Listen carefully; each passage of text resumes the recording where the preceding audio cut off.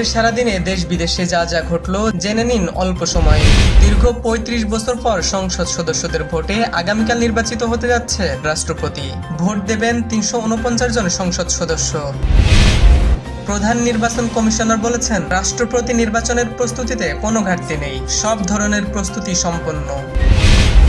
রাষ্ট্রপতি পদে বিএনপির প্রার্থীর জন্য ভোট চাওয়া হয়েছে। গণতন্ত্রকে প্রাতিষ্ঠানিক রূপ দেওয়ার লক্ষ্যে ঐতিহাসিক এই নির্বাচন, বলেছেন চিফ হুইপ।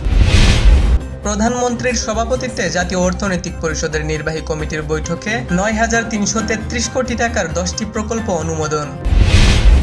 ভারতের পশ্চিমবঙ্গের কলকাতায় একটি হোটেলে অগ্নিকাণ্ডে ৯ বাংলাদেশির মৃত্যু, আহত আরও ১৫ জন। এসি বিস্ফোরণ থেকে আগুনের সূত্রপাত বলে প্রাথমিকভাবে ধারণা।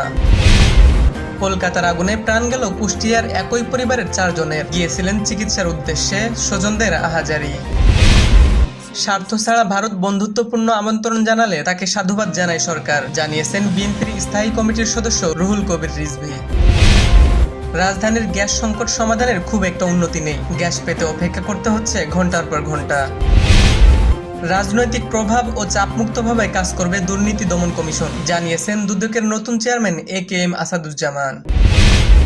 রাজধানীর ব্যস্ত সড়কে অন্য বাসের সঙ্গে পাল্লা দিয়ে চলছে নারীদের জন্য চালু হওয়া পিঙ্ক বাস। তীব্র গরমে অস্বস্তিতে চালক ও হেলপাররা।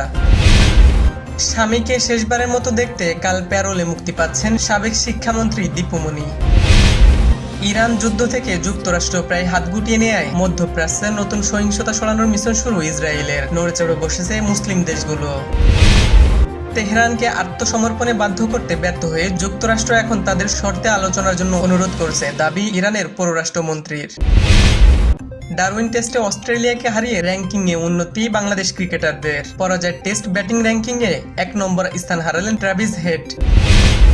অভিনেতা ইমরান হাশমি ক্যারিয়ারে এক ঐতিহাসিক মাইলফলক স্পর্শ করেছেন। তার অভিনীত সদ্যপ্রাপ্ত ছবি আওয়ার অ্যাপেন 2 মাত্র 5 দিনে আয় করেছে 144 কোটি টাকা। দেশ বিদেশের আপডেট নিউজ জানতে নিউজবাংলা.নিউজ এর সাথেই থাকুন।